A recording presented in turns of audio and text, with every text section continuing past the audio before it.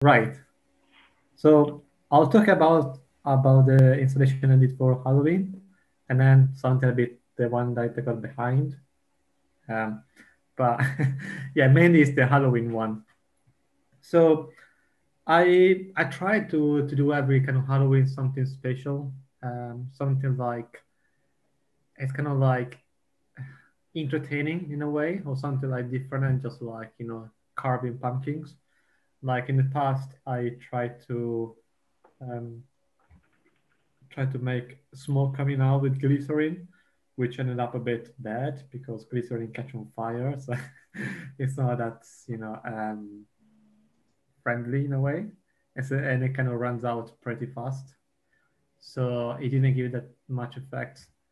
I also created like a ghost, kind of like floating, but it wasn't like that great. It was okay, but yeah. So this year I wanted to kind of boost it up a bit because I moved house and I had like a parkway, and I wanted to have something a bit more wow, because I had more spare time, lockdown, and so on. So the brainstorming was okay. I wanted to have something spooky, but something kind of cool. So I was googling online, and I was like, so um, I want smoke coming out to the pumpkin, but I also want the pumpkin to kind of flash in and so on, and to react with people passing by, not just randomly flash in and so on. I also wanted to have something on the background, something like it will kind of like be a hidden, but then it will kind of bring to life and scare people in a way. So I thought like let's put some ghosts on the back. Um, so my planning was okay. So let's catch up what I want, more or less. That's basically my parkway in front of my house. So let's put some two pumpkins, a sensor that detects people walking by, and then four ghosts, similar to what you've seen in the previous slides. Um, and then let's buy some stuff. So I got the range close by. So I went to, you know, find some stuff for Halloween. Apparently, it was the only shop that they were selling Halloween stuff kind of like a month before because I wanted to be like a 1 month ahead.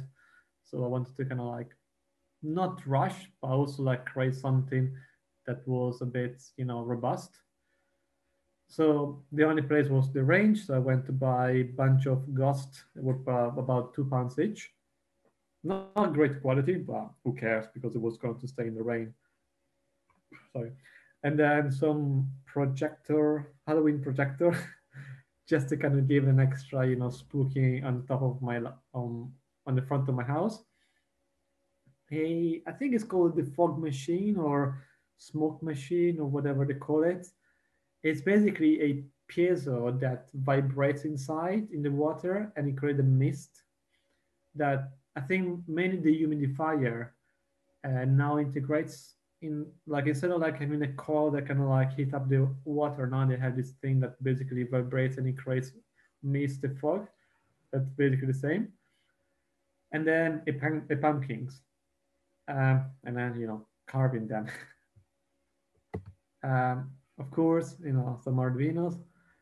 Uh, yeah, I mean that this is a Raspberry Pi, jam. So I didn't go really with a Pi just because I don't know, like I I think sometimes it's much easier to do stuff with Arduino.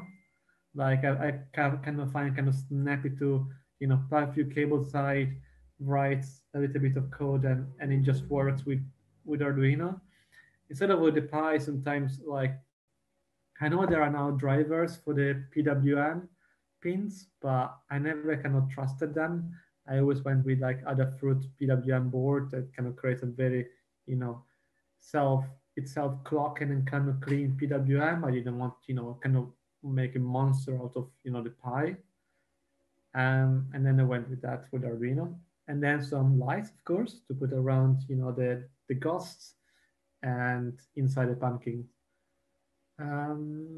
What else I did put there? I think I forgot. Yeah, well, I built up the box for the smoke, but maybe I'll show later. So the testing, of course, was in my back garden. So I had this kind of setup here for a bit. Probably my neighbor were kind of like thinking about what I was doing, that I was kind of crazy. But yeah, I kind of set up the thing there. I put LEDs around the kind of edges, which actually is the kind of arms where you can bend them. Um, this is another kind of view, the full setup that you can see. I had the two pumpkins, the ghost on the back, the container. I just went to Poundland to find like a small container for cheap, and I put inside this kind of fog machine. And then because the fog machine is good, it creates a lot of fog.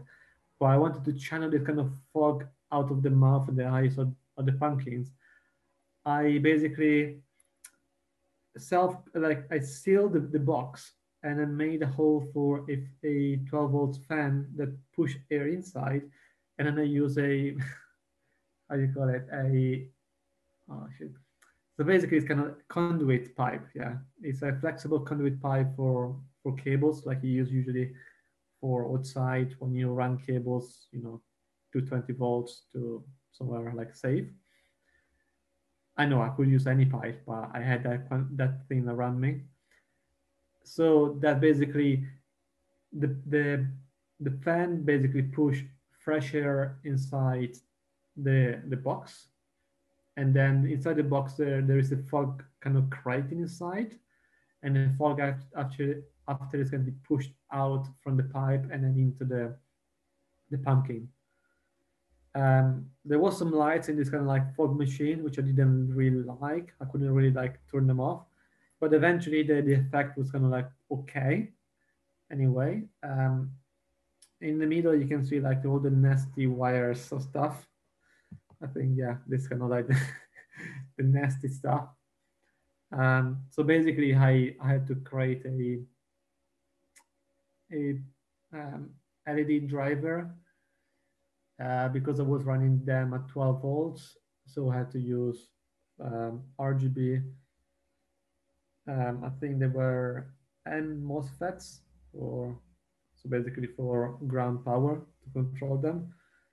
I could have used addressable LEDs, which would kind of like save me a lot of pain, but I just had this kind of one around me, and so I cannot use them instead of like buying new ones. I had actually a audio, like an MP3 player from DF Robot, which is kind of very cool. It's very small. It's very small. You can actually see it. It's kind of like hiding in the corner. And then some speakers from, I don't know, from Amazon, like 3 watts each. And then I use these Wago connectors. I don't know if you've ever seen them, but they are this connector are very cool because you can basically push any cable inside here, and it doesn't matter if it's like solid core or strain core, and then you just close them and they're secured, and it doesn't come off. And because I was taking the installation inside my house kind of every night, like just the box, to make sure that it doesn't get too wet because it wasn't really properly sealed or against or it was getting stolen. Um, I was just unplugging it and then bringing it home inside. So the result was this. So in front of my house, I had this kind of ghosts and these pumpkins. In the middle, you can see like a little wood sticking out that was a PIR sensor. I tried with the ultrasound, but I don't know. I think I had too much kind of wide range, so it was picking up too much noise, or maybe the sensor was just broken, so it was triggering every single time. So I went with a PR sensor. The only thing, the PR sensor, they're kind of like from 2 meters away. So when the car was passing by, it was triggering sometimes. So it was kind of working, but when people were passing by, it was triggering for sure. And that was in the night. So this is kind of full light lit, but usually the ghost kind of light, they are dark, and just the pumpkin, they're kind of like glowing when they're kind of idle. And then when someone triggers the installation, there's sun coming up, and then there are ghosts kind of like, glowing as well, and then kind of flashing for like about 30 seconds, and then it goes back to idle. I got a video. I hope it kind of plays okay. So now it kind of triggered. There's a bit of sound. Don't know if you can maybe hear it. And I think it's about 30 seconds of animation. And then you can see the projector on the door on the thing. You can see maybe a bit of smoke. It's kind of very hard to show in camera the smoke, and it kind of flashed and then it stopped. Oh, and then I got some stuff over here on the website, but I also got some videos. I think I need to stop and screen share again. This. So I have I put a GoPro just to see how it was going. You can see, maybe this is a bit too early, but there were some people stopping by, even people with the in the car. They were just actually stopping and just like taking a picture and getting in the car again. I had like a good, like people, you can see that some people were stopping, taking pictures. I had kind of couples, young teenager that just kind of like, they actually sat behind the ghost and took like a selfie. It was kind of cool. Many kids kind of like stopped by, and it was like nice to see. And then also left on Halloween night, I left some like candies as well on the wire, because it was a bit, COVID friendly in a way. Yeah, you can see some people passing by. But yeah, that's it for the Halloween. I am actually now, I posted on the Facebook that I'm working on a Christmas one, which I can show you a little bit here. I mean, actually, I can show you real life. So I got a tree, which is using a, let me see. There are WS2811 light bulb, so they are addressable. So I'm gonna try to potentially write kind of like some words, like maybe you can write an N and then H and an S, kind of animation. I have a candy canes ladder game that's basically, there are LEDs on each one here, and you can play going through. I also got some segments there from Spark Fun, kind of cool. There's going to be basically, you're going to press a button, and then it's going to kind of count, like scramble the numbers, and then come out with which number the dice kind of come up, and then the candy cane ladder will just kind of progress.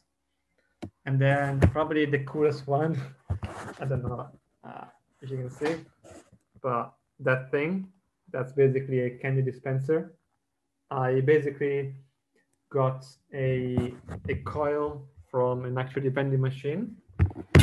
I hook it up to a continuous servo, and then you just hang the candy on top of it, and then it just spins and it just drops down.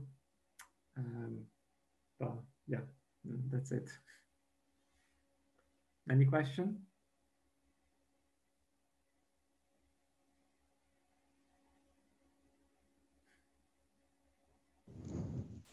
How did you get on with the distributing the smoke when you actually all sort of got it going? Because I've played with those piezo things before, and I always found it quite hard to blow the smoke. How easy did you find it to blow the smoke?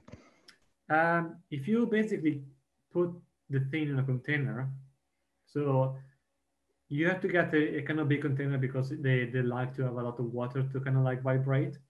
So you put it in a container and then you kind of seal it, and then you make hole for the power, and then you have to make a hole for the air intake and then an air outtake. So when you push air inside one side, the other air will basically push inside and then find an escape route. And an escape route also will bring the smoke out as well. So that's how I kind of like channel the smoke, because I wanted to put the kind of the thing inside the pumpkin, but I did notice it was not really working because the smoke didn't really kind of go out. It's kind of like create a kind of layer inside the thing.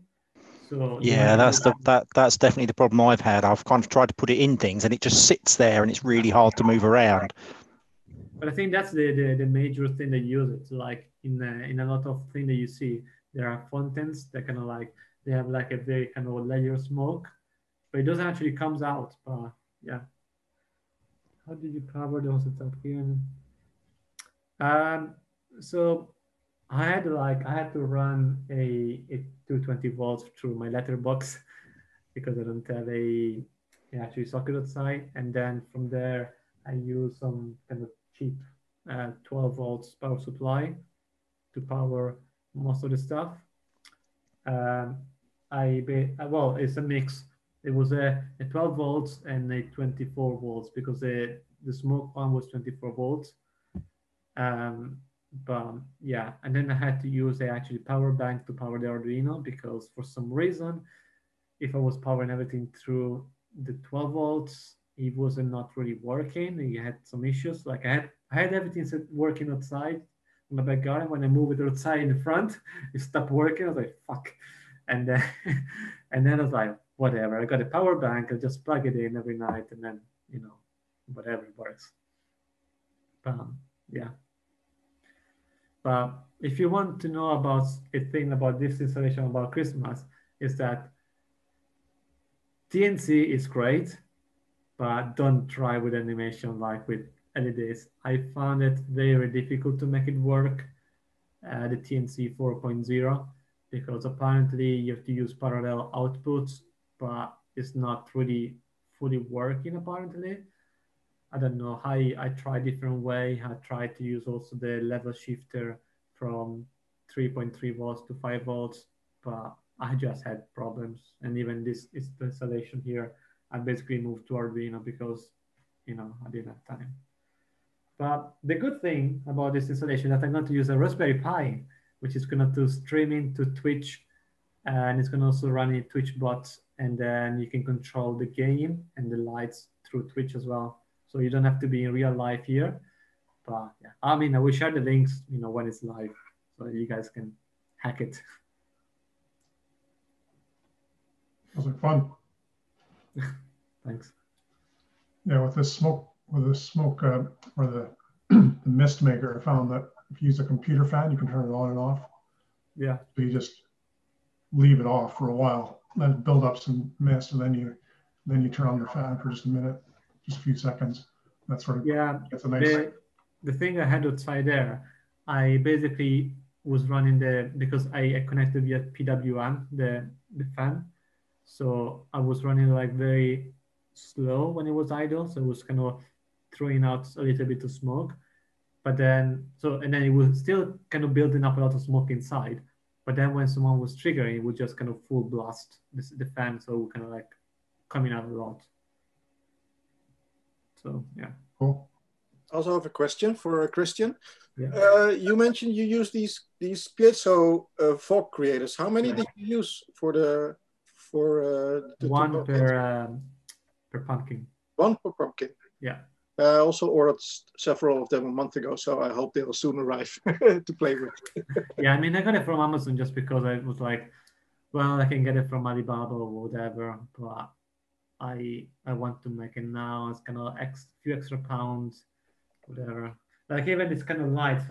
I bought 100 from eBay, and then 50 from Banggood. Banggood took like a week. I could have just got all of them from Banggood, and it would just be like much cheaper. But yeah, it's They do seem to be a lot quicker nowadays. I also ordered some stuff, and like 5 days later, I received it in Amsterdam from China. So they really step up their free shipping, which still baffles me. But in the end, we pay for it anyway, even though it's free shipping. But yeah, I mean, I ordered some because I built this solar panel from scratch. I bought the individual cells. That took a month to arrive, and I was a bit kind of surprised how long it took. But maybe that's because it was between the pandemic and so on. So I don't know.